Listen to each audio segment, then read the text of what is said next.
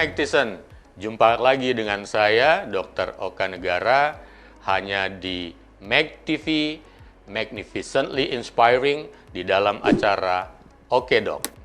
Sebuah acara yang akan membahas tentang dunia kesehatan dan kedokteran dengan menampilkan dokter-dokter yang sangat energik, memiliki passion yang luar biasa di bidangnya, dan yang paling penting adalah memiliki sisi inspirasi yang bisa dibagikan buat khalayak ramai. Orang banyak yang kemudian ini semua tentunya akan sangat bermanfaat untuk kita senantiasa tetap menjaga kesehatan dan kebugaran diri kita semuanya. Magtison, masih banyak sekali sebenarnya saat ini orang yang belum paham atau salah tanggap tentang permasalahan kesehatan jiwa. Jadi tiada salahnya jika kesempatan ini kita akan berusaha mendiskusikan dan membahas tentang gangguan jiwa. Dan pada kesempatan hari ini kita sudah kedatangan seorang dokter yang sangat spesial yang saya kenal dengan aktivitasnya yang luar biasa. Akan hadir bersama kita Dr. Rai, seorang psikiater. Ya, Magtison, hari ini seperti janji saya tadi, kita sudah kedatangan tamu spesial, seorang dokter yang sangat spesial. Ada Dr. Rai. Dr. Rai, salam mantap jiwa. Salam mantap jiwa. Ya, kalau berbicara tentang kesehatan jiwa, ada mereka-mereka yang mengalami gangguan jiwa. Kita lihat kan selalu kental sekali dengan gambaran orang-orang yang mungkin tampilannya acak-acakan, mungkin tidak berbusana di jalanan. Terus banyak anak-anak kecil yang mengikuti dengan sambil bernyanyi-nyanyi mungkin orang gila, orang gila gitu ya. Atau banyak yang kemudian juga berpikir mereka harus dijauhkan sampai mungkin harus dikucilkan di sebuah ruangan khusus, orang bilangnya dipasung karena mereka-mereka ini dicap mungkin tidak berguna, useless, dan harus disembunyikan karena dipikir nggak ada harapan untuk disembuhkan dan sangat mengganggu sekali. Padahal kita melihat bahwa betapa pentingnya setiap orang memiliki dan memahami bahwa tidak cuma mereka yang kelihatan seperti tampilan yang saya sebutkan tadi, tetapi juga jangan-jangan kita yang kelihatan sehat sudah mulai ada masalah kejiwaan yang perlu benar-benar dalam hal ini diberesin, diterapi, atau mungkin dikenali sedini mungkin gejalanya supaya bisa diatasi. Nah, jadi gini Dokter Rai, seberapa pentingnya sebenarnya kesehatan jiwa ini buat semuanya, buat Magtison tahu nih?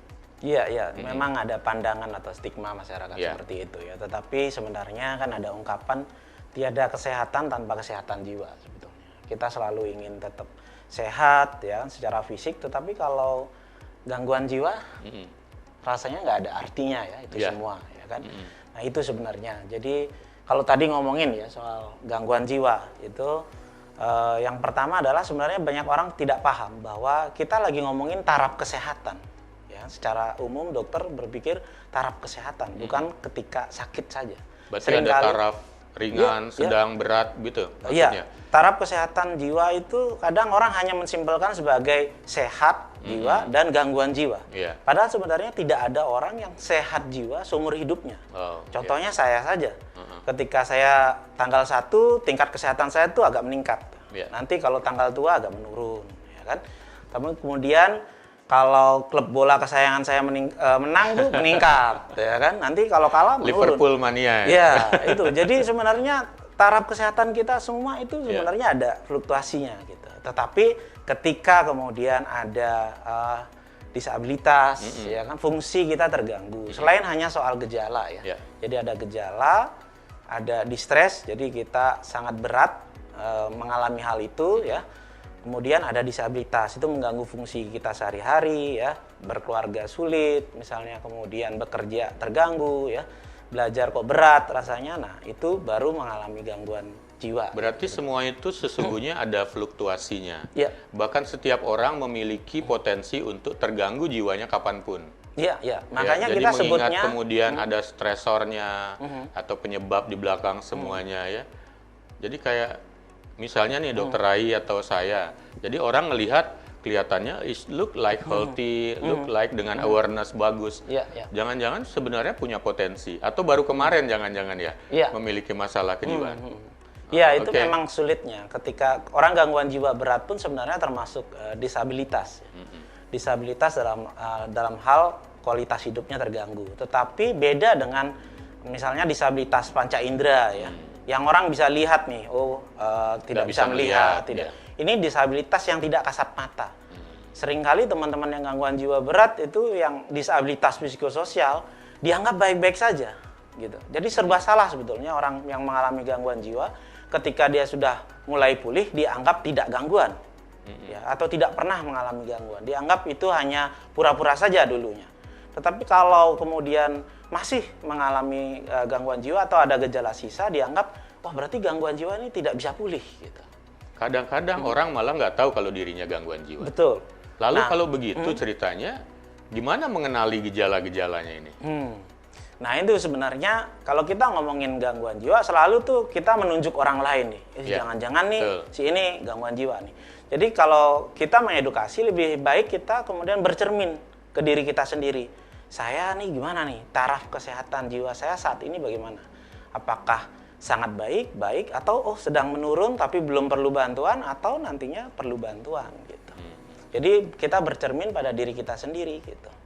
Yang kelihatan kemudian yang bisa gampang dilihat baik pada orang lain, teman kita, sahabat kita, atau mungkin diri kita. Jadi bagaimana kita melakukan screening nih pada keadaan kita ketika sudah mulai berubah, mulai dari tampilan atau pola pikir, personality mungkin.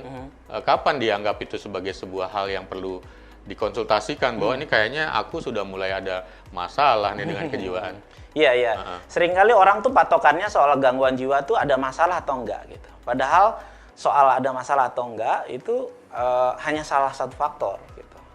Nah, yang lebih mudah kita kenali apakah kualitas hidup kita terganggu. Misalnya kita bekerja sepassionate sebelumnya enggak gitu. Selain soal hasil ya. Selain soal hasil apakah seoptimal kemarin? Kemudian apakah komunikasi kita dengan orang-orang terdekat berjalan dengan baik sebaik kemarin, ya kan? Kemudian pola aktivitas yang sehari-hari, misalnya tidur kita punya kualitas yang cukup baik nggak? Kita bangun tidur dengan nyaman nggak? Nah, itu kemudian bagaimana kita kepuasan terhadap kondisi fisik kita? Apakah kita nyaman dengan yang terjadi pada diri kita? Nah, itu ketika kita mengalami kemunduran dalam hal itu, jadi bekerja rasanya kok berat, ya kan? Mau berangkat itu masih nimbang-nimbang nih.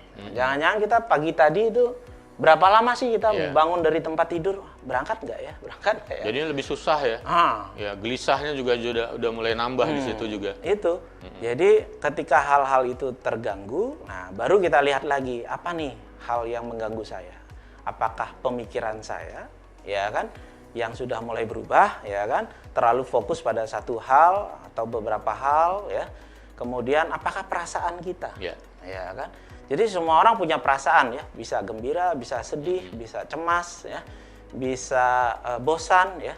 Tapi kalau satu perasaan saja bertahan terus menerus, ya kan? Bertahan terus menerus. Itu saja. Itu saja. Stagnan. Ya. Nah, yang gampang lagi adalah ketika kita hidup wajar ya, normal ya. Masalah selalu ada. Kemarin masalahnya berbeda dengan hari ini, beda lagi dengan minggu depan. Tapi kalau ada orang masalahnya sama itu saja selama berminggu-minggu, berbulan-bulan, hati-hati. Itu harus dicurigai. Jangan-jangan udah ada gangguan di kejiwaannya begitu. Betul. Apalagi kalau mungkin sampai merugikan orang lain malahan ya. Betul. Oke. Jadi seru juga ini. Jadi begini, banyak orang mungkin tidak mengenal bahwa balik lagi seperti Dr. Rai tadi bilang bahwa kelihatannya kalau berbicara tentang gangguan jiwa selalu aja apa yang terjadi pada orang lain. Pada diri kita kelihatannya ada perubahan dikit wajar. Jadi kita yang paling normal. Biasa gitu ya? Aja, ini nggak apa-apa, gue ini segini. Ini oke-oke aja. Kalau orang lain baru ya, kemudian itu diamati, perubahan diamati. Kalau ternyata ada yang aneh, dianggap orang lain yang aneh. Nah, kalau begitu begini, spektrumnya kan luas jadinya. Betul, ada yang ringan, ada yang pada diri sendiri, pada orang lain. Yang menjadi Mike Tyson perlu tahu semua Dr. Rai, kira-kira faktor yang menyebabkan ini yang paling sering mungkin, atau apa saja sih faktor-faktor yang menyebabkan ini yang bisa menggugah kita pahami bahwa ini perlu loh untuk kita kenali sebenarnya. Iya. Jadi gini, banyak orang selalu berpikir atau bertanya seperti tadi, apa sih penyebabnya dia mengalami gangguan jiwa seperti ini gitu. Selalu yang dimaksud adalah stresornya, apa masalahnya. Jadi sering kita baca di koran, mengalami gangguan jiwa karena putus cinta, mengalami gangguan jiwa karena putus pekerjaan. Nah itu yang paling banyak ya, dua itu kelihatan ya. Padahal kalau saya tanya, misalnya yang di PHK itu berapa orang? 100 orang. Apa semua 100 orang itu gangguan jiwa? Kalau memang orang gangguan jiwa karena PHK, mesti 100 orang gangguan jiwa semua. Gangguan jiwa. Jadi sebenarnya gangguan jiwa itu multifaktorial. Ya. Stresor atau masalah itu salah satunya. Tapi juga tergantung respon, bagaimana kita merespon masalah tersebut. Seperti tadi, ada yang PHK tetapi tetap sehat. Nah, apa yang terjadi? Mungkin responnya baik. Respon ini tergantung dari pribadinya, kepribadiannya. Bagaimana dia tumbuh, pola asuh keluarga, ya interaksinya dia dengan masyarakat, ya selain dengan keluarga. Itu juga tergantung juga faktor-faktor misalnya bahkan dari dalam kehamilan. Dari fase kehamilan, kemudian persalinan. Ya, kalau dulu persalinannya banyak yang sulit ya kan. Dari situ saja otak kita ya sebagai sumber dari kepribadian itu kemudian terganggu. Sudah mulai terganggu. Berarti sebenarnya dari sejak kandungan sudah bisa ya. Jadi kalau mau membuat ya generasi yang baik, anak yang baik, kita mulai dari saat kita mengandung. Betul. Gitu. Kalau kita waktu hamil kemudian ada jadi masalah. Apakah jadi cemas ya kan, apakah kemudian jadi takut ya kan, sensitif, maka kurang lebih anak kita yang lahir akan menjadi seperti itu. Padahal sebenarnya semua bermasalah atau berawal dari stres. Sementara stres itu sendiri bisa dimaknakan stres yang bisa dikelola atau yang tidak dikelola. Stres yang baik adalah ketika bisa dikelola dengan baik menjadi eustress, kan begitu ya Dokter Ai. Tapi stres yang kemudian tidak bisa dikelola dengan baik, dia akan kemudian melanjutkan dirinya menjadi distres. Distres lah jadi pangkal masalah yang berikutnya. Padahal kalau artinya begini, kalau orang tidak punya ketegangan, stres untuk dihadapi, sebenarnya dia tidak melakukan apa-apa ya sebenarnya. Tidak belajar apapun ya. Karena sebenarnya orang harusnya tetap mendapatkan stres, belajar dari stres ini, mengelolanya, dan bisa dicarikan solusinya. Jadi menjadi dia stres yang benar atau eustress tadi ya. Oke, setuju. Nah, kalau begitu selanjutnya begini, kemudian dilihat dari semua keadaan gangguan jiwa ini, kapan sih sebenarnya dia disebut dengan gangguan jiwa yang mengganggu atau memang bermasalah atau yang perlu penanganan? Dan kemudian maksudnya begini, orang-orang tersebut yang terganggu jiwanya, siapapun itu, atau saat kita terganggu jiwa, sebenarnya ini perbedaannya dari orang yang benar-benar tidak terganggu atau dalam tanda petik normal itu bagaimana, Dokter Ai? Jadi apa yang membedakan kita sebenarnya? Ya tadi yang membedakan selain memang ada gejala, juga ada distres dan disabilitas. Aktivitas sehari-hari yang akhirnya mulai terganggu ya. Kalaupun ada gejala tetapi tidak mengganggu ya kan diri kita, tidak mengganggu orang lain, kualitas hidup kita masih baik. Dianggap oke-oke saja. Itu jadi yang penting adalah ketiga unsur tadi. Ya, menarik sekali. Dan gangguan jiwa itu ternyata banyak jenisnya, Dokter Ai ya. Makanya bidang keilmuannya pun khusus sendiri ngomongin itu, dan sangat luas dari anak-anak, remaja, dewasa, orang tua begitu. Dari sekian banyak jenis gangguan jiwa, mungkin yang paling sering atau paling butuh diketahui oleh medicine untuk kita kenal dan juga untuk perlu menyikapi dengan penanganan yang bisa dilakukan mungkin di rumah gitu misalnya, apa saja Dokter? Ya, jadi kalau bicara yang terbanyak ya, kita harus pakai data ya. Ada riset kesehatan dasar 2018 ya, soal gangguan emosional dan mental emosional pada remaja ya. Itu 6% ya, 6%. Itu data dari negara loh ya, 6%. Oke, itu tidak terlalu banyak, tetapi data berikutnya kemudian yang sangat penting. Yang berobat atau mendapatkan terapi dari 6% dari seluruh penduduk Indonesia hanya 9%. Jadi yang tidak mendapatkan terapi itu 91%. Jadi kalau kita ada 10 orang, belum tentu ada 1 orang yang mendapatkan terapi. 6% kasusnya, Ya. tapi yang mendapatkan pelayanan mau datang berobat cuma 9%. 9%. Dari yang harusnya 100%-nya datang. Terus yang 91%-nya Nah itu. kemana ini? Disimpan di rumah dalam tanda petik, atau dibiarkan, atau mereka menggelandang? Ya, selain yang memang gangguan jiwa berat, sebenarnya kan gini gangguan mental emosional pada betul, remaja. betul. Mungkin saja kemudian jadi curhat ya, jadi melakukan shitting post di media sosial ya. Berapa banyak sih yang seperti itu? Ya. Ada juga yang bikin live IG misalnya saat mencederai diri. Nah, semua orang berkomentar di sana. Padahal sebenarnya itu orang-orang yang misalnya membutuhkan bantuan. Yang 91% itu. Gitu. Jadi memang akhirnya kita sering lihat di media sosial juga bagaimana di situ ungkapan-ungkapan emosional yang kelihatan ya, kalau orang membaca mungkin ini anak ngapain sih nulis kayak begini, kok kayaknya dalam tanda petik memang lagi miring, lagi stres. Itu salah satunya dari 91% tadi yang mungkin tidak mengakses layanan, dan itu jumlahnya sangat besar loh Dokter Rai. Dan mereka jika tidak mendapatkan penanganan, apa yang akan terjadi kemudian? Ya itu, artinya kemudian kualitas kerja menurun, ya kan? Itu kenapa mungkin sumbangsih pada negara kita sulit maju, ya kan? Bayangkan kalau tenaga kerja produktif, gitu ya, kemudian hanya digerakkan oleh hanya sebagian ya orang yang sehat secara jiwa, ya kan? Tetapi kemudian banyak yang mengalami gangguan, bisa lebih optimal tapi tidak mendapatkan bantuan itu. Saya pikir indikator kesehatan paling buruk nggak ada yang lebih buruk daripada itu. Hanya 9% yang berobat. Sakit apa lagi yang lain yang berobat lebih sedikit daripada itu? Iya, karena mungkin yang 91% itu akhirnya tidak bisa diajak atau merasa dirinya tidak memerlukan bantuan. Kan banyak kejadian seperti itu ya.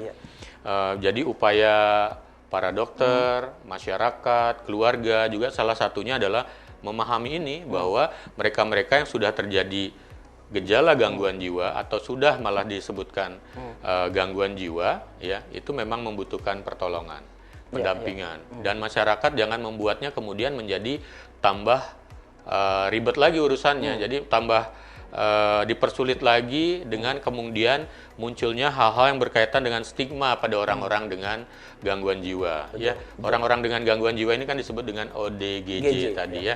Label ini mungkin dibikin juga untuk membuatnya menjadi lebih smooth. Karena orang-orang dulu mungkin bilangnya orang yang apa ya, kata-katanya mungkin kasar ya, orang gila dan lain-lain. Dan kita tidak mengharapkan label-label seperti tadi muncul demi untuk mengeliminasi stigma pada mereka yang memiliki gangguan jiwa. Karena ini tidak berbicara cuma tentang mereka, tapi jangan-jangan diri kita juga mengalami masalah kejiwaan. Jadi kalau dilihat tadi mungkin ada beberapa jenis-jenis gangguan jiwa seperti bipolar mungkin ya, yang sering juga terjadi. Dokter Rai bisa menyebutkan sedikit tentang bipolar ini? Iya. Nah ini kebetulan gangguan yang lagi naik daun ya. Karena beberapa artis mengalami itu sehingga terekspos. Ya, dulu kan? Mungkin orang nggak terlalu mempermasalahkan bipolar soalnya. Iya, bipolar ini cukup sering ya. Beberapa artis mengatakan dirinya mengalami bipolar, kemudian mencari pertolongan. Ini sebetulnya edukasi yang sangat baik ya. Karena dulu selalu gangguan jiwa itu aib gitu. Hanya terjadi pada orang-orang yang imannya lemah. Itu stigma yang salah ya. Imannya lemah, kurang spiritual ya kan. Kemudian kurang kuat kepribadiannya dan sebagainya ya. Hanya orang-orang susah lah yang mengalami itu.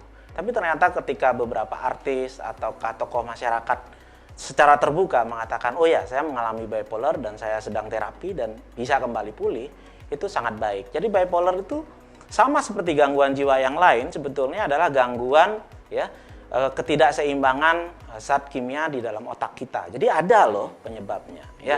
Jadi ada yang ditangani. Nah, di situ menyebabkan gejalanya moodnya berubah. Pada satu periode bisa mengalami depresi, jadi hilang minat kegembiraan, ya, kemudian cepat lelah, energinya menurun, ya, pandangan hidupnya pesimis, ya, masa depan suram, ya, madesu gitu. Kemudian ada pemikiran untuk menyakiti diri atau sampai mengakhiri hidup, ya. Kemudian ada juga gangguan tidur atau perubahan pola makan. Jadi makannya berlebihan ataukah justru tidak ingin makan. Tapi di periode yang lain itu bisa kebalikannya. energinya meningkat, ya, banyak ide yang muncul di kepala, tetapi tidak satu pun bisa kita eksekusi gitu, ya. Kemudian merasa tidak perlu tidur, tapi merasa sehat saja, padahal sebenarnya tubuh kita membutuhkan. Nah, ketika hal itu terjadi tentu mengganggu kan pekerjaan kita, kemudian mengganggu kualitas hidup kita seutuhnya. Bagi orang lain itu mungkin unik gitu ya, orang menertawai hal itu, tapi ketika orang yang mengalami itu sangat tidak menyenangkan. Dan bahayanya sekarang adalah era media sosial. Ketika orang mengalami gangguan itu akan terekam, ya kan, dan banyak orang akan mengomentari hal itu. Memberikan komentar yang ternyata tidak produktif, ya. Dan ketika orang sudah pulih pun sebenarnya hal itu kan akan terus ada di jejak digital. Itu tidak membantu pemulihan sebetulnya. Ya, jadi belum lagi setiap orang sebenarnya kan butuh dukungan.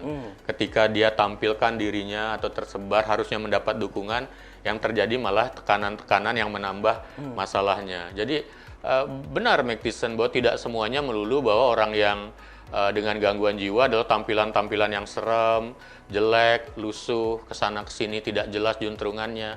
Padahal mereka yang bisa mengalaminya juga orang yang populer, punya uang berlebihan, ya. Bahkan seringkali juga akhirnya yang tahu situasi seperti ini juga akan bisa terimbas karena masalah bersimpati atau berempati. Saya jadi ingat dulu Dr. Rai, saya punya idola sebuah duo grup musik namanya Milli Vanilli. Mungkin pernah dengar ya, mereka ternyata populer sekali, dapat penghargaan Grammy Award bertahun-tahun lamanya. Ternyata mereka baru ketahuan melakukan lip sync. Jadi nyanyinya pura-pura. Dua tokoh ini cuma kemik-kemik saja begitu, cuma bergimik bernyanyi, padahal yang menyanyi adalah beberapa orang-orang lain. Ketika kemudian popularitas meluber dengan masalah seperti tadi, salah satu personilnya mengalami ketegangan diri dan ternyata memang memiliki bipolar dan akhirnya memilih untuk mengakhiri hidupnya. Ya, bisa kebayang kemudian banyak fansnya yang lain bersedih, sebagian mengikuti juga, ada yang juga bunuh diri. Jadi copycat suicide, benar, copycat suicide. Tapi apakah itu kan bukan berarti menular ya? Jadi ada yang bilang bahwa gangguan jiwa menular. Jadi saya ingat seorang filsuf kalau nggak salah, siapa Hemingway begitu, satu keluarganya ternyata memiliki gangguan jiwa yang menurun. Tapi itu mungkin pada beberapa jenis ya, bisa dijelasin? Iya, memang sama seperti gangguan kesehatan lain ya. Jadi ada resiko namanya, kerentanan ya di dalam diri kita. Berita buruknya kita semua sebenarnya punya potensi untuk mengalami schizophrenia, yaitu gangguan jiwa yang distigma salah sebagai gila ya. Jadi kita semua tuh punya chance untuk 1% mengalami schizophrenia. 1%? Iya. Dan itu meningkat ketika misalnya ada saudara sekandung kita yang mengalami. Ya. Tetapi itu kerentanan, belum sesuatu yang pasti. Tergantung lagi bagaimana kita beradaptasi dalam kehidupan kita. Itu juga sangat penting. Tetapi ketika kita tahu diri kita rentan, maka kita harus mengantisipasi itu, ya. Bagaimana kemudian melakukan upaya-upaya mandiri, ya kan, antisipasi sehingga kita nantinya tidak menjadi gangguan, gitu. Ya, betul sekali. Jadi schizophrenia salah satunya yang juga menjadi fokus. Betul. Ya. Bahkan di Bali juga kasus schizophrenia banyak. Tertinggi malah ya. di Indonesia. Di Indonesia. Di Indonesia. Wow. Jadi kenapa akhirnya ini juga membutuhkan fokus ya. Orang yang disebut dengan tampilan maaf ya orang gila itu mungkin lebih cocok digambarkan untuk mereka-mereka yang terdiagnosis schizophrenia. Iya. Ya. Dan ini juga spektrumnya banyak, Dr. Rai. Ada yang schizophrenia yang suka bernyanyi-nyanyi gembira, ya, tipe hebephrenic setahu saya itu namanya. Tapi ada juga yang menarik mungkin yang tidak disadari banyak orang yang berkaitan dengan schizophrenia tipe waham ya, delusi. Itu ngaku-ngaku sebagai orang hebat. Bisa cerita nggak mungkin beberapa pengalaman ya jenis-jenis schizophrenia ada berapa jenisnya? Nah, sebenarnya schizophrenia atau yang distigma salah sebagai gila itu ya, sebenarnya adalah gangguan di otak kita. Ketika ada salah satu zat kimia di otak kita yang tidak seimbang, dalam hal ini dopaminnya terlalu tinggi ya, itu menyebabkan gejala-gejala schizophrenia. Gejalanya macam-macam, jenisnya macam-macam. Ada yang seperti tadi ya, ada gangguan pemikiran, jadi isi pikirnya salah, tapi dia yakin nih, ada yang curiga berlebihan, rasanya semua orang berkomplot terhadap diri kita. Nakut-nakutin. Ya, kan? Jadi dia merasa takut, kemana-mana takut. Ya, kan? Kemudian ada upaya kekerasan itu sebenarnya itu Karena dia selalu merasa orang lain menyakiti. Jadi sebelum saya disakiti, saya sakiti dulu gitu kan. Tapi ada juga misalnya kalau waham atau delusi tadi, kebesaran, merasa diri mampu, merasa diri super kaya, ya, merasa dirinya Tuhan. kenal dengan orang-orang terdekat, bahkan Tuhan. Merasa jadi Tuhan, nabi. Seberapa sering kita alami di media sosial orang declare ya kan, saya nih Tuhan, atau dari kerajaan tertentu ya kan. Aku raja. Raja ya dan sebagainya. Kemudian ada respon ya yang negatif dari masyarakat, wajar ya kan, tetapi responnya berlebihan. Padahal sebenarnya itu adalah orang-orang yang mengalami gangguan jiwa sebetulnya gitu. Dan upaya-upaya seperti tadi dengan kekerasan dan sebagainya itu tidak membuat lebih baik. Jadi orang gangguan jiwa kalau dinasehati tidak akan sembuh gitu. Betul, jadi betul. perlu upaya-upaya lain karena ini gangguan otak. Jadi tentu hal itu membutuhkan pengobatan. Iya. Ternyata bermacam-macam ya Dokter Rai ya. Betul. Magtison juga mungkin perlu tahu satu lagi pertanyaan untuk gangguan jiwa ini. Jadi begini, kadang-kadang orang mengalami trauma fisik yang mengakibatkan kemudian terjadi trauma emosi juga. Jadi ada yang disebutkan dengan PTSD, Post Trauma Syndrome Disorder, dan ini sepertinya membutuhkan pendampingan dari pihak psikiatri juga yang luar biasa. Ini bagaimana pengalaman Dokter Rai mungkin untuk lihat kasus-kasus PTSD, mungkin apa yang banyak muncul dari kasus-kasus PTSD ini? Iya. Jadi PTSD itu post traumatic stress disorder. Jadi gangguan stres setelah mengalami trauma ya. Ada kejadian besar ya, berat, tidak terencana ya sebelumnya, tapi terjadi pada diri kita. Bentuknya macam-macam. Ada bencana alam ya, ada wabah. Kemudian ada juga kekerasan. Misalnya pada korban pada korban kekerasan seksual, pemerkosaan. Tentu tidak ada yang berencana mengalami kekerasan. Hal itu sudah terjadi, tetapi dampaknya itu sangat panjang ya. Salah satunya adalah PTSD ini gitu. Jadi kalau tidak ditangani itu sungguh sangat berat. Ya. Tetapi kalau ini bisa ditangani dengan baik, kemudian bisa pemulihan, justru akan mempunyai keadaan yang lebih baik bahkan dibandingkan sebelumnya. Gitu. Jadi semacam sudah terbentuk imunitas ya. Iya. Ya, jadi dia. Bukankah kita semua begitu kan? Ya. Ya, menarik pembicaraan kita kali ini. Berikutnya saya ingin lanjut lagi bertanya ke Dokter Rai karena ini menyangkut dengan tadi kan kita membahas tentang gangguan jiwa, jenis-jenisnya, gejala, penyebab. Tapi kita lihat sekarang kenyataannya di masyarakat. Di masyarakat di luar sana belum banyak orang yang benar-benar paham tentang gangguan jiwa. Melihat orang dengan gangguan jiwa kemudian merasa aneh. Respon dari masyarakat itu bisa kemudian diam saja, pergi, biarin aja, emang gue pikirin. Atau yang kedua, bisa jadi malah mencoba untuk melakukan hal yang sifatnya destruksi. Melempari, memukuli, mengusir. Itu kan sebenarnya petanda bahwa terjadi stigma pada ODGJ ini. Ya, kalau kemudian dilihat, bagaimana sih kita menyikapi stigma ini sesungguhnya? Iya. Bicara stigma itu sangat menarik ya. Saya mau mulai dari gini. Jangankan orang dengan gangguan jiwa ya itu di stigma, dokternya saja di stigma kok.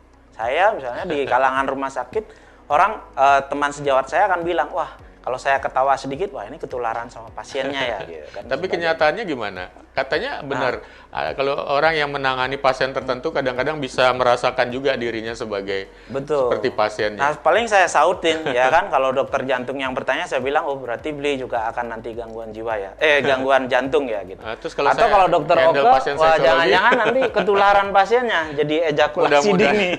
Ya kan? Ejakulasi ditu. Itu. Kan tidak demikian ya. Tapi kemudian ruang perawatan misalnya. Jadi di seluruh ruang perawatan yang ada di seluruh Indonesia itu bisa dicek ya.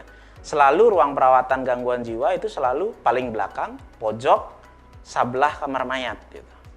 Padahal berapa orang di gangguan jiwa itu sebenarnya membutuhkan ruang jenazah misalnya. Padahal jauh sekali. Dan justru mereka yang lebih butuh untuk kenyamanan. Ya, mereka yang butuh dengan kenyamanan. Jadi dari situ aja kita mulai, bahwa teman-teman ini justru mengalami stigma tadi, ya kan? Saya bahkan pernah nih melakukan intervensi observasi sosial ya. Saya dibuatkan t-shirt ya bertuliskan alumni rumah sakit jiwa gitu. Saya mau lihat nih orang reaksinya apa ketika bertemu saya. Yang dua hal yang paling sering ya. Yang pertama adalah kaget, ya kan, kemudian menjauh. Kedua, ketawa. Kira-kira itulah yang dialami teman-teman ODGJ yang selama ini berjuang untuk pulih. Dua hal tadi yang kira-kira masyarakat lakukan. Nah, bagaimana kemudian menyikapi hal itu? Saya belajar permasalahan ODGJ dipasung atau berkeliaran ya. Itu sebenarnya udah puluhan tahun, dari zaman ayah saya sudah terjadi. Sampai sekarang sayangnya masih terjadi. Kita nggak bisa mengeluh nih. Yang bisa kita lakukan adalah memahami dulu. Makanya kita selalu edukasi bahwa orang dengan gangguan jiwa itu juga manusia. Seperti tadi, kenapa kemudian kita sering memandang orang inferior. Kalau sudah gangguan jiwa berarti semuanya itu terganggu gitu. Dulu orang memfilmkan orang gangguan jiwa kalau zaman saya kecil ya, di film Si Unyil, di mana ayahku, di mana ibuku ya, seakan-akan ingatannya terganggu. Padahal orang skizofrenia atau yang distigma salah sebagai gila itu memorinya tidak terganggu. Tidak selalu terganggu. Kecerdasannya tidak terganggu. Gitu. Ya. Tak hanya proses pikirnya yang terganggu. Ya. Gitu. Jadi cara terbaik misalnya untuk yang saya pelajari untuk kemudian memudarkan stigma soal gangguan jiwa adalah dengan berinteraksi sering. Makanya saya dan teman-teman yang mengalami gangguan jiwa membangun komunitas. Bahwa mereka hadir di situ yang sudah pulih kemudian bisa bekerja menampilkan itu. Jadi pulih itu bukan sekedar tidak ada gejala, tetapi kualitas hidupnya membaik. Mereka bisa kerja, mereka tunjukkan yang dulunya dirantai kemudian bisa bekerja ya, bukan sekedar tidak mengamuk gitu. Dengan sendirinya ketika mereka tampil sering dalam keadaan berdaya, stigma masyarakat itu juga akan pudar. Persis, kata kuncinya kemudian adalah membuat ODGJ berdaya, kan begitu ya. Tetapi sebelum ke sana, ini saya akan khusus nanti bertanya tentang komunitas itu ya, Dokter Raya. Tadi Dokter Raya menyebutkan tentang pasung, ya, mungkin tindakan untuk mengucilkan ODGJ. Itu sebenarnya praktek itu masih ada. Betul. Dan apakah itu juga sebenarnya sebuah solusi atau ada yang lebih baik?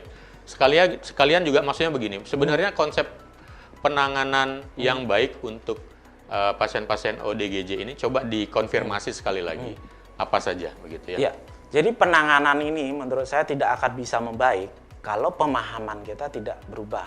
Ya. Semasih pemahaman kita bahwa orang gangguan jiwa itu karena kena kutukan, ya kan? Semasih karena kurang iman, ya, kurang sembahyang, kurang spiritual, atau black magic, ya kan?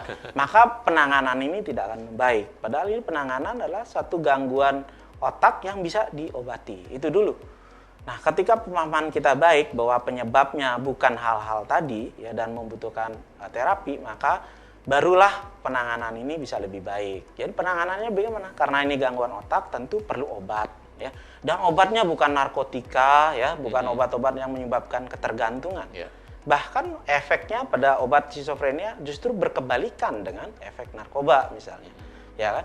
Tapi maksudnya berkebalikan itu gimana? Ya, misalnya skizofrenia itu kan karena dopaminnya terlalu tinggi, ya kan? Kalau dibilang obat skizofrenia itu adalah narkotika, justru terbalik. Narkotika salah satunya menyebabkan dopaminnya terlalu tinggi. Jadi orang penyalahgunaan narkotika salah satunya berisiko mengalami gangguan serupa dengan skizofrenia. Nah, obat yang diberikan pada skizofrenia justru menurunkan. Jadi nggak masuk logika kalau dikatakan obat-obat skizofrenia adalah golongan narkotika, golongan yang menyebabkan ketergantungan. Masalah prosesnya membutuhkan waktu yang relatif cukup lama, ya itu kan memang dalam ilmu kedokteran tergantung organ mana yang mau dipulihkan, ya kan. Kalau kulit memang luka ya 7 hari sampai 10 hari, ya kan. Kalau tulang tidak bisa bulanan. Nah, kurang lebih kalau neurotransmitter atau zat kimia ini butuh tahunan misalnya untuk skizofrenia, tetapi bisa pulih. Obat saja tidak cukup, gitu. Obat saja tidak cukup. Tapi ada juga perlu misalnya soal penerimaan keluarga, ya kan. Kemudian soal pemberdayaan, namanya rehabilitasi psikososial. Jadi sama saja misalnya dengan orang yang mengalami stroke. Kalau diobati saja, tidak dilatih ototnya kemudian kembali bisa baik, maka tidak akan pulih. Tetapi orang yang mengalami gangguan juga seperti itu, gangguan jiwa, selain diobati juga membutuhkan latihan untuk kemudian bisa diterima kembali, berdaya kembali ke masyarakat gitu. Ya, jadi tadi itu adalah semua sudah bagaimana sebenarnya kita harus menegakkan, menempatkan ODGJ, termasuk juga bagaimana sebenarnya penanganannya, ya. Di sini kemudian akhirnya akan muncul, Dokter Ai. Kira-kira siapa saja yang berperan untuk ikut membentuk konsep berpikir supaya ODGJ ini tidak lagi terkesan negatif, supaya stigma yang ada bisa lebih dieliminasi, dan siapa yang bisa bertanggung jawab kepada ODGJ ini sebenarnya. Jadi apalagi kalau ternyata ODGJ ini masih di rumah, yang seringkali justru orang rumah enggan sekali untuk dianggap bahwa di rumahnya ada yang sakit, dianggap dengan sakit yang aneh oleh orang luar sana, akhirnya mengunci pintu supaya orang luar tidak masuk. Padahal justru tadi saya sepakat, ketika ODGJ bisa diberdayakan, mungkin akan jauh lebih bermanfaat buat semuanya. Jadi siapa nih yang paling bertanggung jawab buat ODGJ ini? Ya, untuk menjawab pertanyaan itu sebenarnya kita kembali, di negara kita ada Undang-Undang Kesehatan Jiwa. Yang pertama adalah keluarga. Tetapi tidak adil kalau menyerahkan semuanya pada keluarga. Mereka juga perlu ya mendapatkan sokongan, ya kan? Jadi dari negara, dari masyarakat. Kalau kita gotong royong, ya kan, membantu keluarga-keluarga yang mengalami gangguan jiwa, tentu akan lebih mudah. Saya mau bicara soal angka tadi ya. Di Bali itu tertinggi schizophrenia. Jadi 11/1000 keluar rumah tangga itu mengalami schizophrenia. Jadi kalau dikalkulasikan satu keluarga dihitung 4 anggota keluarga, itu sekitar 20.000 sebetulnya ada orang schizophrenia atau gangguan jiwa berat di Bali. Di Bali, 20.000 tahun ini ya? Iya, kalau memang kita percaya pada riset kesehatan dasar yang dilakukan oleh negara, sejumlah itu loh gitu. Bahkan saya sering bikin joke, ya kalau memang ada orang ODGJ atau keluarga yang mau maju sebagai anggota DPR, itu kita kompak memilih, ya kan, 20.000 kali 4 semua anggota keluarganya memilih, itu kita punya anggota dewan dari wakil ODGJ. ODGJ. Kan, gitu. Ya, jadi sebesar itu loh. Dan angka riset kesehatan dasar itu mengatakan di pedesaan hampir 30%, di perkotaan itu hampir 20%, itu pernah dipasung dalam selama hidupnya. 1/5. Bisa ngebayang nggak? 20.000, 1/5 itu pernah dipasung di negara yang sudah berapa tahun? 75 tahun kita merdeka, ya kan? Nah, itu tidak akan berubah kalau kita tidak kemudian mengupayakannya. Mulai dari diri kita, bahwa itu gangguan otak yang bisa diobati. Nah, ketika masyarakat paham, keluarganya tidak paham, tapi kalau masyarakat paham, membantu mereka, seringkali gini, keluarga itu adalah korban sebetulnya. Betul. Banyak yang ketika kasus terpasung, dulu saya bayangkan, wah ini keluarganya jahat nih. Kenapa sampai anggota keluarganya tidak diobati, tetapi dirantai, dikunci, ya kan? Tapi setelah saya terjun langsung, kemudian tahu bahwa keluarga ini korban terlebih dahulu. Ada yang sampai belasan tahun, 20-an tahun, menjual semua asetnya, tanahnya, ya, rumahnya, untuk mengobati ini. Tapi karena tidak paham, kemudian jadi habis di dukun, ya kan, habis untuk upaya-upaya ritual, tidak membuahkan hasil gitu. Nah, ketika itu terjadi, jalan terakhirnya adalah memasung. Kemudian masyarakat merasa, wah itulah yang memang harus pantas dilakukan, maka itu tidak akan berhenti, ya kan? Dan itu terjadi bukan karena tidak ada akses loh, karena orang tidak paham. Ya.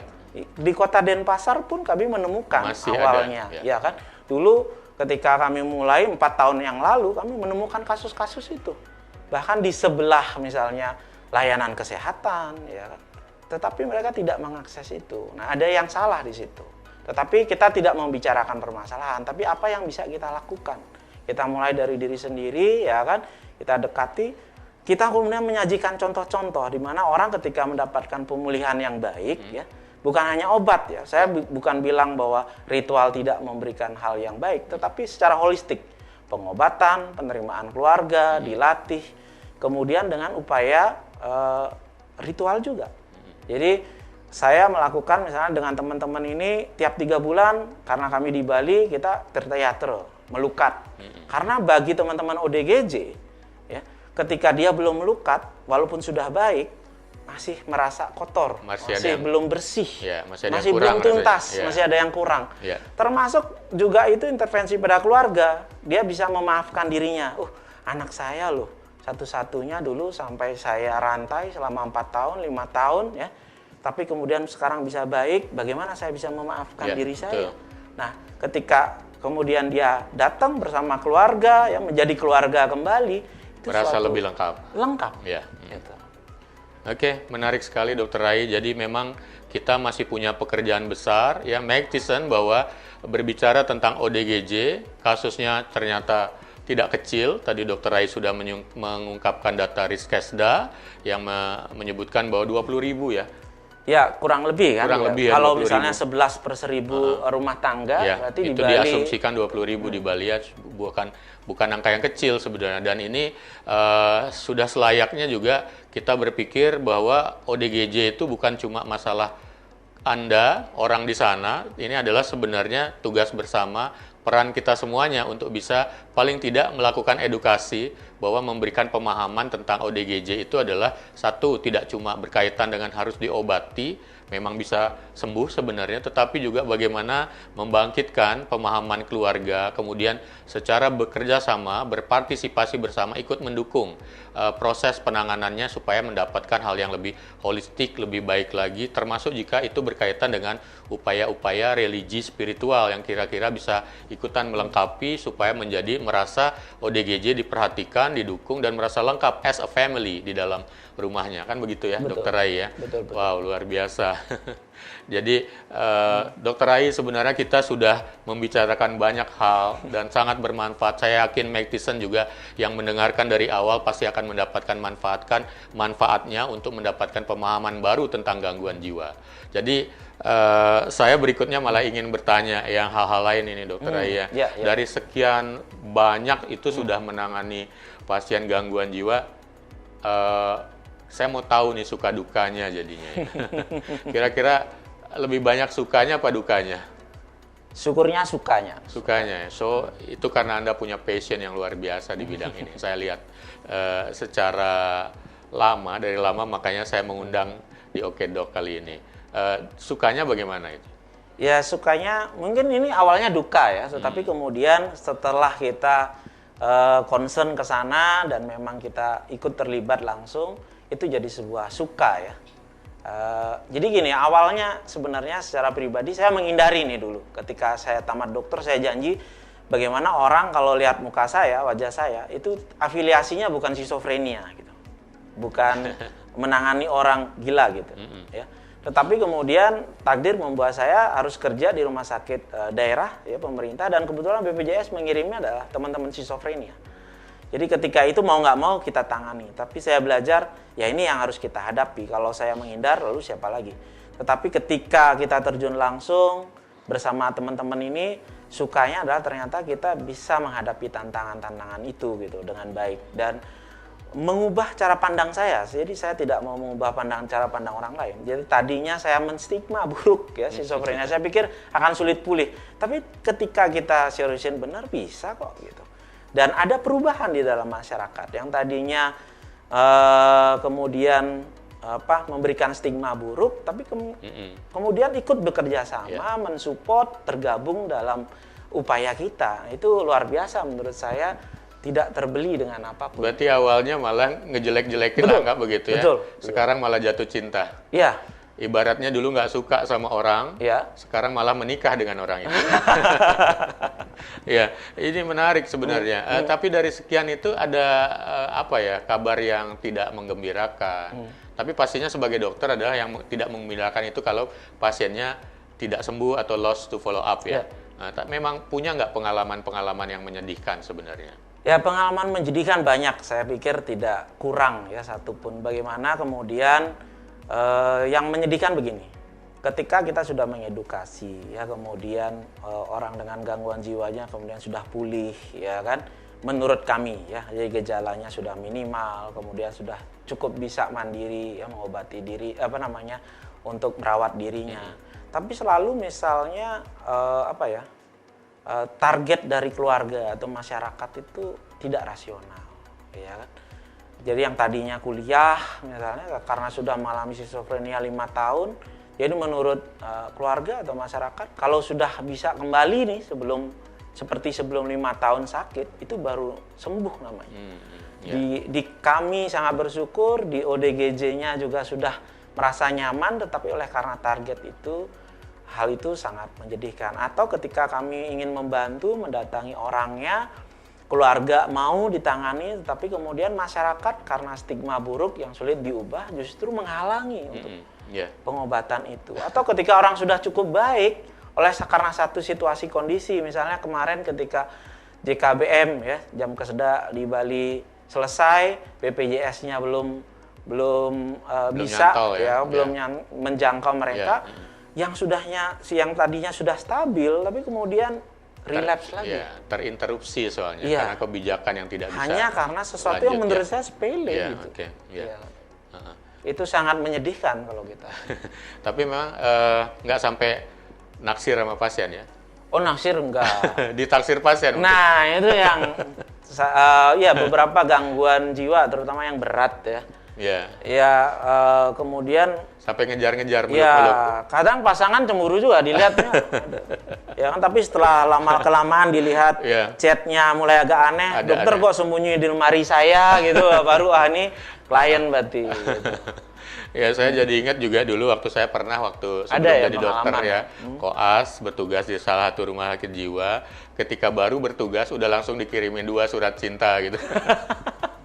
Bahkan waktu saya koas Dokter Rai, pernah dulu karena saya jaga malam di Rumah Sakit Sanglah, itu kedapatan untuk merawat salah satu pasien yang masih untuk bergerak mobilitasnya tinggi, udah dikunci sana sini, kita tertidur, ternyata pasiennya hilang.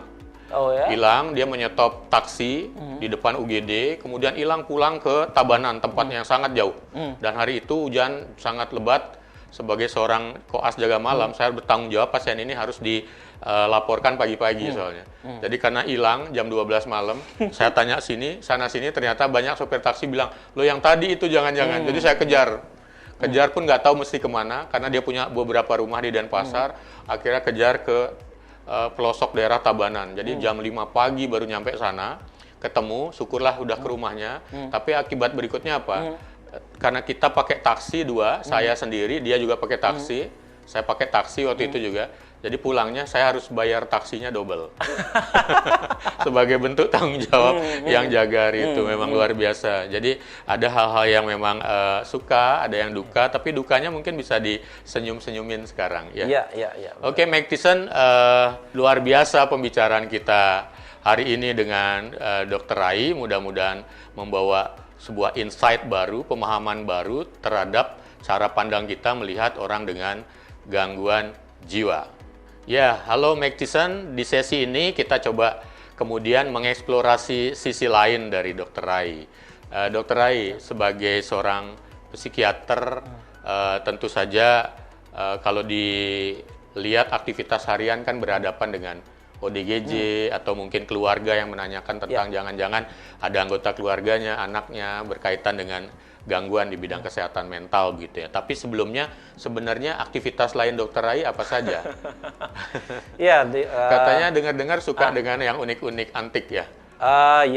Ya, selain itu kita punya hobi lah. Ada hobi ya. Ada olahraga, kemudian juga kebetulan ada mobil peninggalan keluarga lah. Nah, itu yang kita pakai. Jadi saya penggemar Corolla tahun 70-an. Iya, oke. Dan ada komunitasnya. Ada komunitas. Dan itu bisa dijadikan ajang penyeimbangan aktivitas Oh sehari-hari. iya, kalau udah jenuh di sini kita main ke sana gitu. Itu liburan saya sih. Mike Tyson juga perlu tahu beliau juga seorang podcaster ya, jadi memiliki studio podcast khusus namanya Diskoria 88. Saya sudah pernah diundang di sana juga sekali.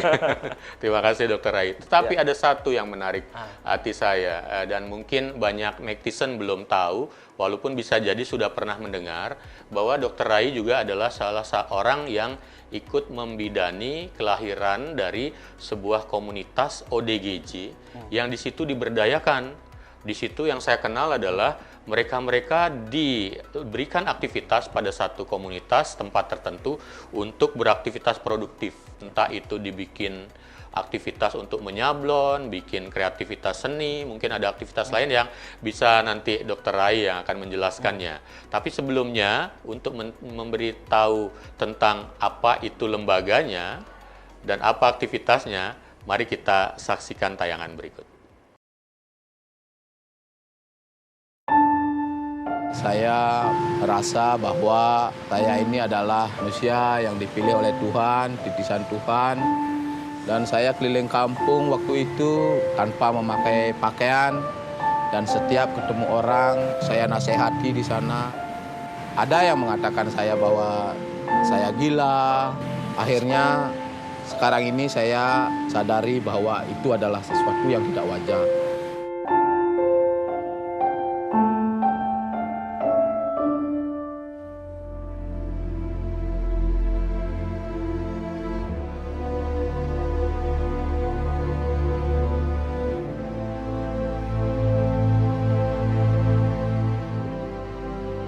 Nah, sampai akhirnya istri juga mengalami tekanan, ada stres mungkin karena satu sisi saya tidak bisa mencari pekerjaan, tidak bisa mendapatkan nafkah.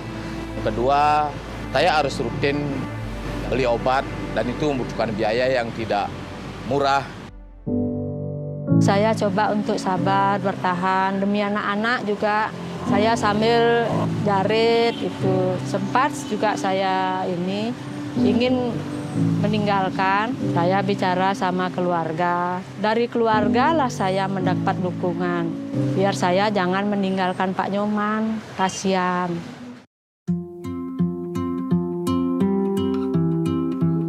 Orang tua berdaya dan makasih dokter juga. Saya pertama kali bertemu Pak Nyoman ya, Sudiase. Dia adalah seorang klien saya di rumah sakit. Sebenarnya kami bertemu beberapa kali dan dari obrolan inilah kemudian Pak Nyoman kemudian punya ide. Gimana kalau kita bertemu di luar rumah sakit khusus untuk membicarakan apa yang bisa kita lakukan. Bukan hanya soal gejala dan berobat.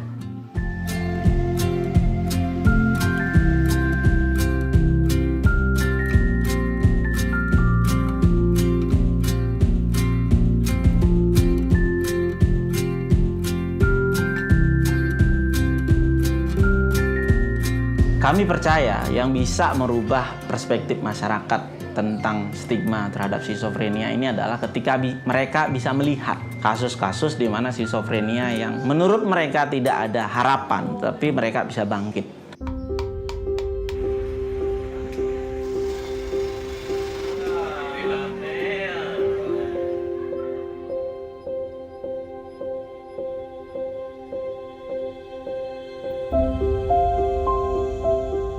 Dan itu sangat berdampak positif itu adalah ketika produk mereka atau karya mereka itu katakanlah terjual gitu.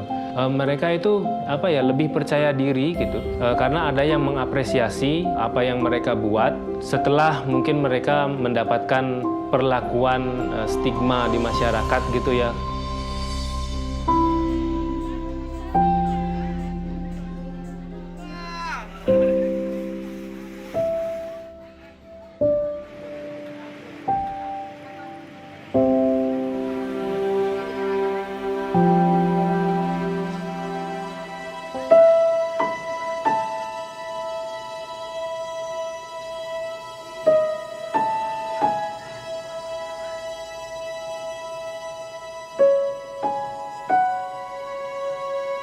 Banyak orang tidak paham sebetulnya soal kesehatan jiwa atau skizofrenia.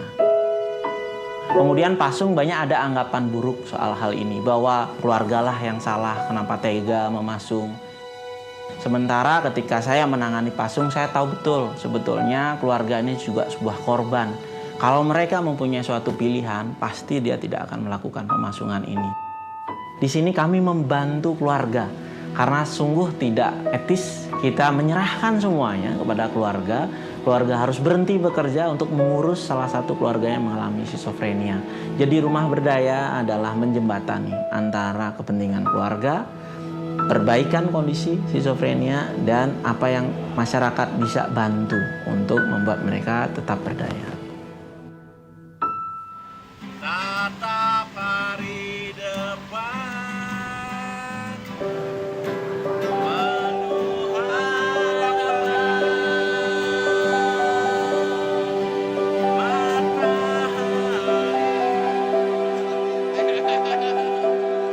Kami ingin mengubah aib kota menjadi justru sebuah kebanggaan.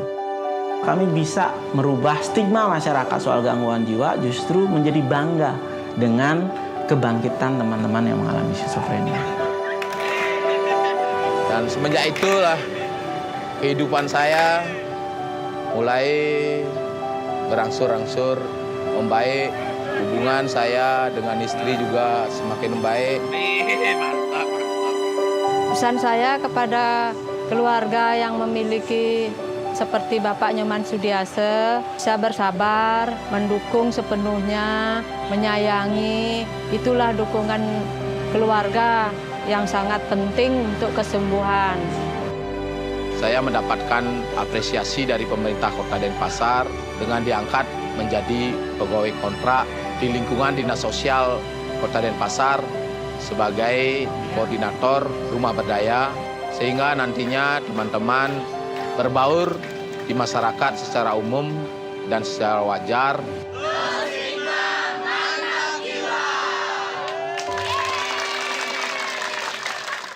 Dr. Rai, luar biasa sekali videonya tadi. Saya tidak menyangka bahwa aktivitas Dr. Rai sampai sejauh itu, dan saya tadi sempat terharu sebenarnya ya, karena sangat inspiratif sekali. Dan jika Mike Tyson memiliki juga sisi-sisi empati, hal-hal seperti tadi juga bisa dilakukan sebenarnya. Tidak melulu harus kepada orang banyak, tetapi mungkin kita bisa melakukan hal-hal kecil untuk membantu tetangga-tetangga sekitar kita. Jadi ibaratnya tidak perlu memiliki sayap dulu tumbuh untuk menolong orang lain, tapi kita punya tangan dan kaki yang bisa kita gunakan, dan Dr. Rai sudah membuktikannya lewat rumah berdaya. Itu rumah berdaya, coba ceritakan lagi, Dr. Rai. Ya, rumah berdaya sebetulnya simpel saja, karena saya berpikir pengobatan di rumah sakit itu tidak cukup. Tetapi untuk rehabilitasi kita belum ada. Kemudian saya berpikir bersama teman-teman yang mengalami gangguan jiwa sebetulnya apa yang bisa kita lakukan. Jadi awalnya kita ketemu di garasi rumah saya, kita ngobrolin hal yang lain selain pengobatan dan gejala. Tapi ada aktivitas-aktivitas yang tumbuh, lebih banyak orang yang terlibat. Jadi sebenarnya ini karya teman-teman orang dengan gangguan jiwa yang punya tekad yang kuat dan keluarga yang memang mau mendukung. Nah, kemudian ada seniman yang membantu ya. Kemudian ya kita punya pemimpin daerah yang gila juga, ya kan? Sangat kemudian, mendukung ya? Ya, mendukung itu, memberikan kami tempat, akhirnya adalah namanya rumah berdaya. Tidak ada embel-embel soal gangguan jiwa karena kami tidak mau itu menjadi stigma. Nah, di rumah berdaya bagaimana tempat teman-teman orang dengan gangguan jiwa yang tadinya dipasung, kemudian menggelandang di jalanan, ya, kemudian di stigma sebagai gila, itu ternyata diberikan kesempatan tetap berobat dengan teratur, ada pelatihan-pelatihan, mereka bisa berdaya, bermartabat sebagai seorang manusia. Nah, tadi digambarkan Pak Nyoman itu sebenarnya hero buat kami, karena dia teratur minum obat, kemudian punya tekad yang kuat. Sekarang Pak Nyoman yang tadinya sempat telanjang ya, keliling kampung, mengalami gangguan jiwa, kemudian sekarang itu justru menjadi aparatur sipil negara. Menjadi pegawai di rumah berdaya. Jadi ini soal ODGJ membantu orang dengan gangguan jiwa. Jadi kita yang merasa diri kita normal harusnya merasa terhina. Karena justru ODGJ saja bisa membantu sesamanya. Ya, betul. Kenapa kita tidak? Ya.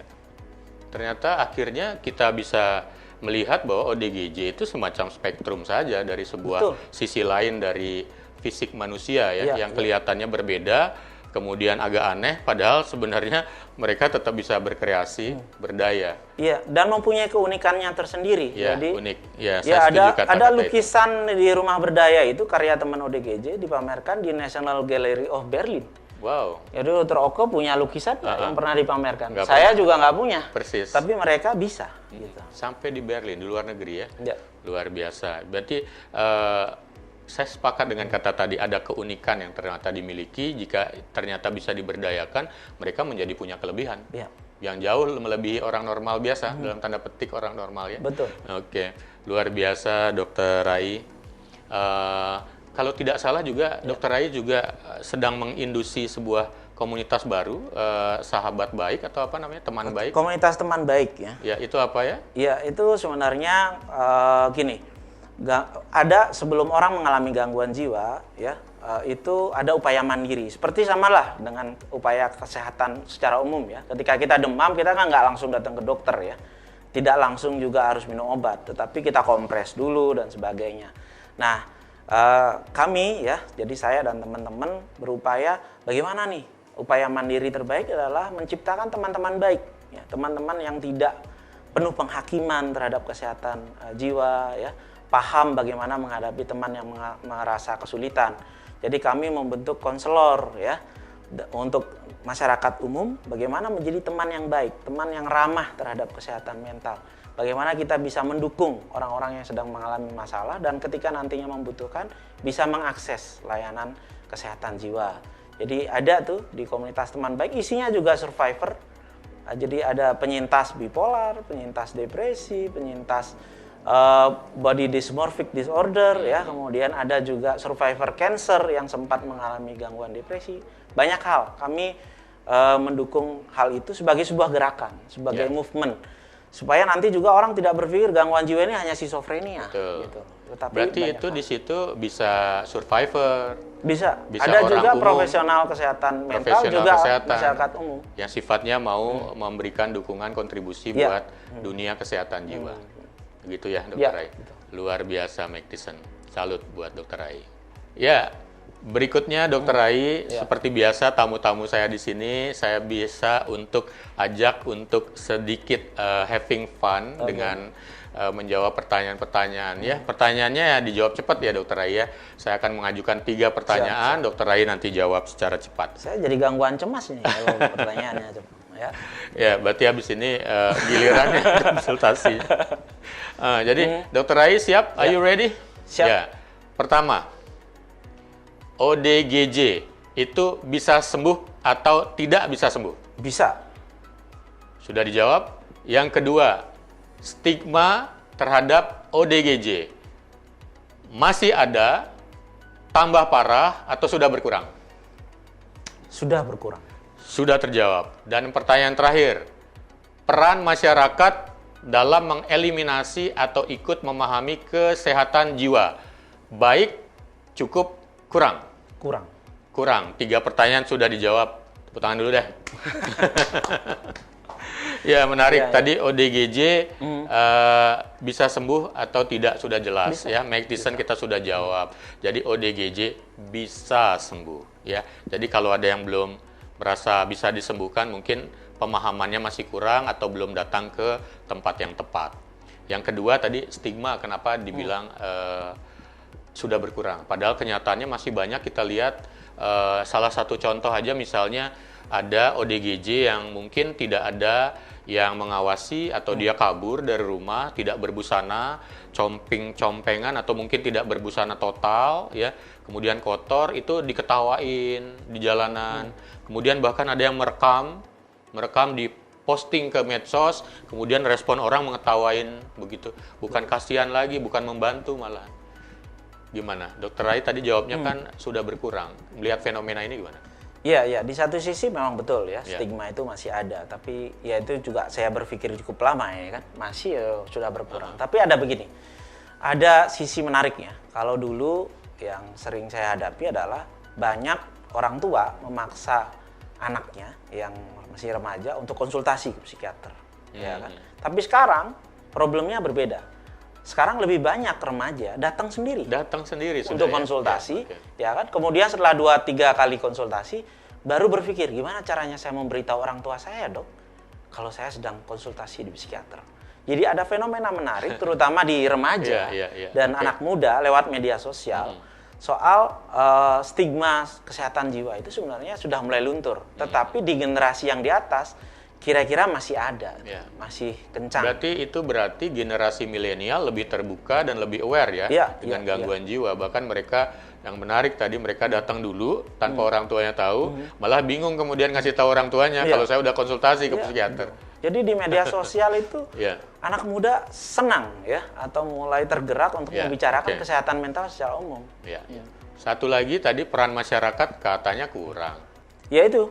Seperti tadi, bagaimana memposting kan dan sebagainya itu ya kan, belum komentar orang-orang. Yang lebih miris begini, kalau ada kejadian ketika seorang ibu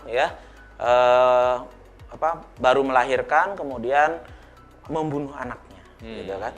Jadi itu komentarnya sangat sadis gitu menurut saya. Padahal sebenarnya di balik itu semua, mana ada sih ibu yang normal kemudian sampai membunuh anaknya, anak kandungnya sendiri. Biasanya itu pasti ada latar belakang gangguan masalah jiwa. jiwanya. Nah, ketika itu diobati, ya dipulihkan, itu bisa kok menjadi pulih. Tetapi masalahnya adalah ketika sudah pulih, ya kan, jejak digitalnya masih ada dengan banyak komentar, biasanya sulit untuk diterima kembali di masyarakat. Bagaimana kita bisa membantu pemulihan itu sebenarnya? Ya, betul. Ternyata gegap gempita dunia media sosial dengan jejak-jejak digitalnya justru menyisakan masalah-masalah yang tadinya kita sudah selesai dengan satu hal.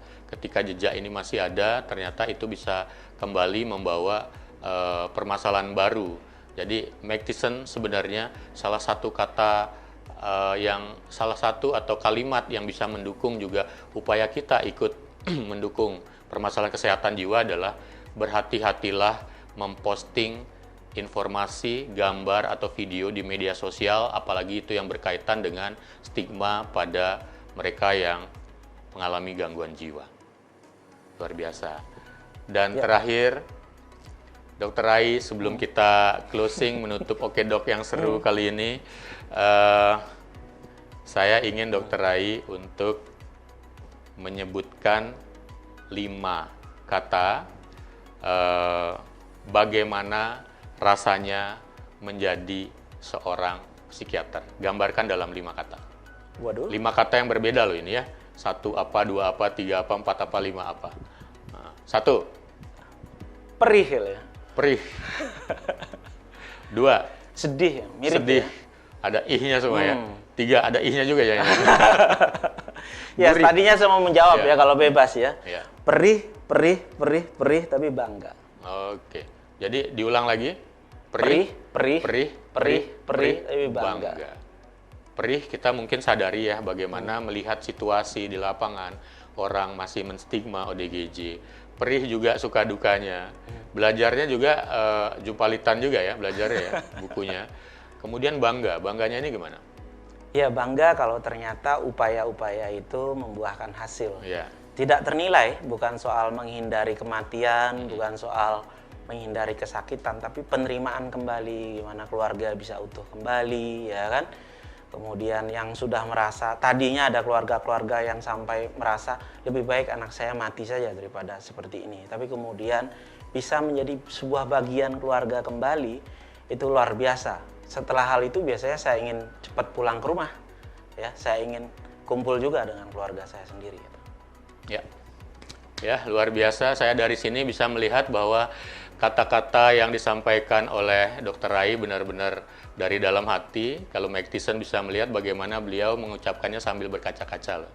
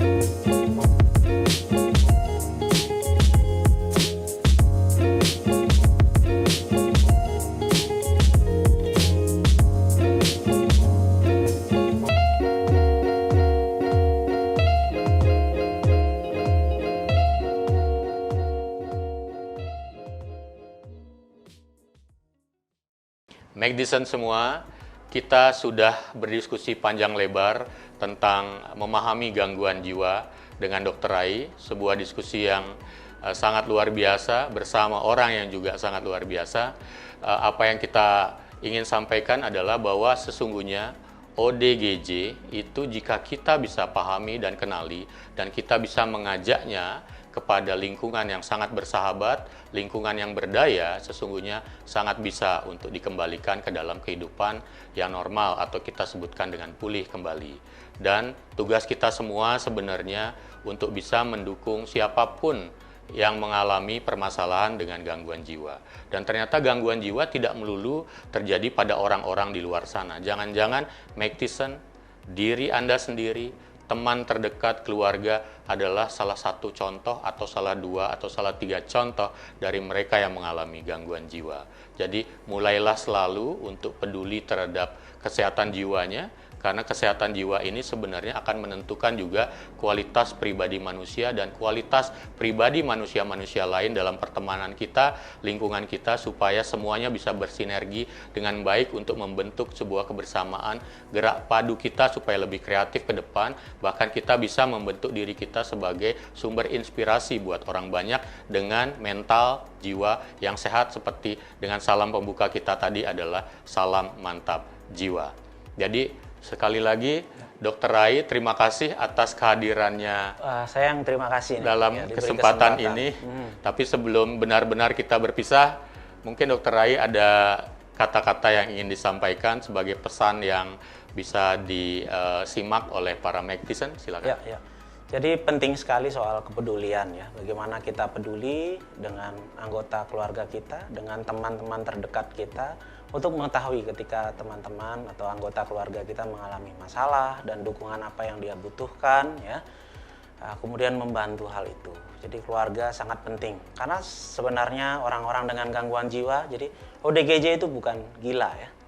Tetapi perlu orang-orang gila yang mau membantu mereka. Jadilah orang-orang itu. Terima kasih Dr. Rai. Kalau semua orang gilanya seperti Dr. Rai, maka malah dunia ini akan semakin memiliki nilai dan kualitas. Dan sekian episode keempat dari Oke Dok kali ini. Jaga selalu kesehatan Magtison semuanya. Ingat bahwa seseorang baru bernilai tidak cuma dari gelar, nama, jabatan, atau apapun yang dia miliki, tetapi sesungguhnya jauh lebih bernilai karena apa yang sudah dia berikan buat orang lain. Sekian episode keempat Oke Dok kali ini. Kita ketemu lagi di episode berikutnya. Jangan lupa subscribe channel ini. Sampai jumpa di episode yang akan datang. Mag TV, magnificently inspiring.